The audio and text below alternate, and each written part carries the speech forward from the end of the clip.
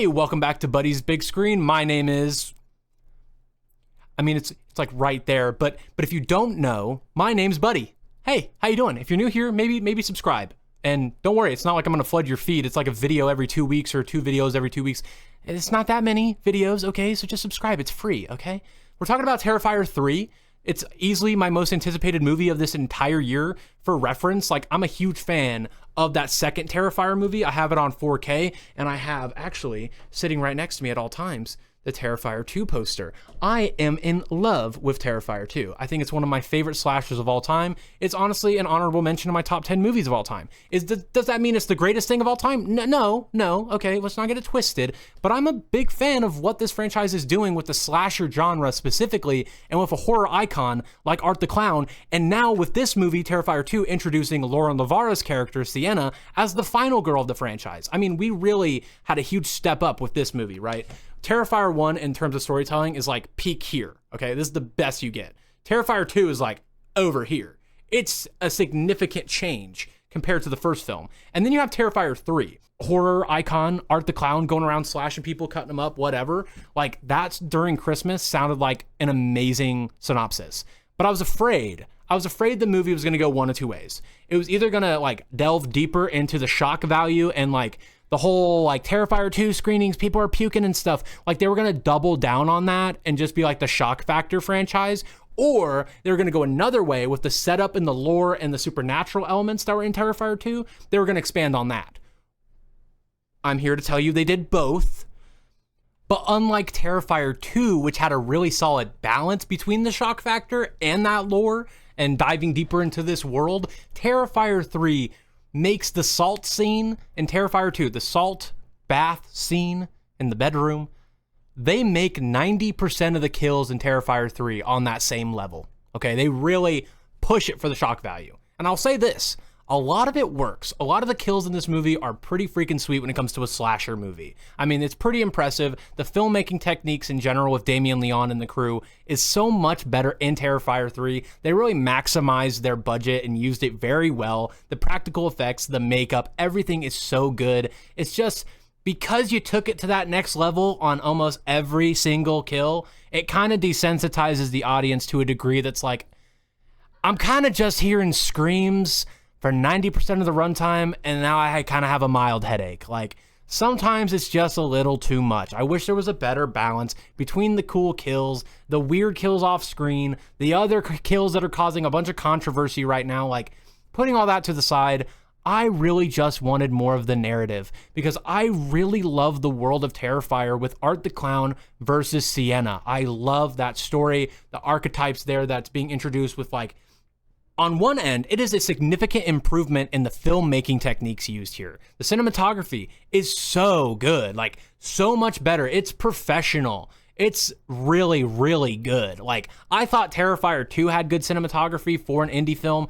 This one just blows it out of the water. This is the most beautiful Terrifier movie. The color grading is so complementary to that with the warm accents. Like, the orange really does bring out a lot here. Obviously, that contrast with the Christmas and the Christmas lights, everything like that. When it comes to the set designs, the use of lighting techniques is always really, really good. It's on par with a lot of Hollywood. Like I was mentioning, the makeup and the prosthetics are always super well done. I think Damien Leone doesn't get enough credit also for how he does his characters, because every character in this movie I cared for. Even characters I didn't like previously, I was like, damn, I like the way they're being treated in this one. It's significantly better, especially in the dialogue as well. And I think Lauren Lavara is just an amazing actor. I think they're going places. She's my favorite final girl in any horror franchise, and this movie does not disappoint me on that front. I love Sienna's storyline. I think she's obviously the best part of this movie, and I thought it was very compelling. I thought everything with Sienna was very, very compelling. And with Art the Clown, I really enjoyed what they did. David Howard Thornton is always having a blast in this role, and I think, honestly, this is the funniest Terrifier movie. Like, it actually had moments that made me laugh out loud, which was kind of insane to me. That, like, the slasher is causing all this controversy, and if you see people, like, protesting outside of theaters, that's when you know you kind of have a unique movie on your hands, and you definitely want to go see it. But what made Terrifier go down the more of like the too much of the same path and more of the shock value path instead of like the lore and diving deeper into the narrative was like the way they did those kills. Like, some kills are off screen, with like main characters involved, and that's just really weird to me. I don't care if it's a setup for Terrifier 4. If it's not complete with Terrifier 3, it feels disjointed. Like main characters are just like killed off screen, right?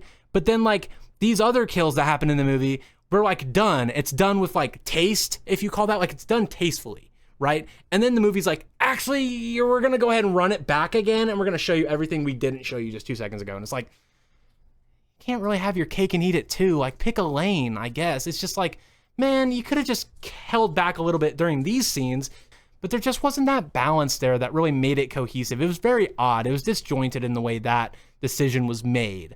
And then when it comes to the narrative, there were a couple things where I was like, damn, it's just more breadcrumbs. Just, this movie is more of Art the Clown doing Art the Clown things, and then we're catching up with Sienna to then get that rematch and then go to Terrifier 4. It's a bridge movie. I think people are going to have their opinions on it, obviously. I have my own.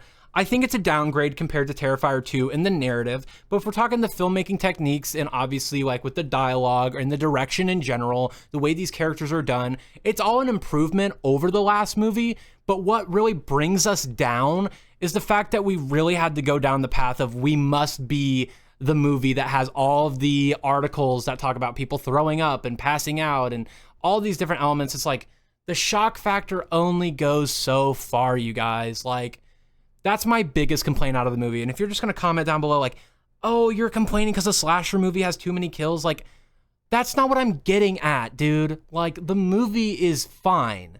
I just wish there was more narrative, because when the narrative is shining, it's shining really bright. Like, it's the best part of the franchise. Like, that's what I'm trying to get at. I don't want this movie and this franchise to just be on the pedestal of shock value.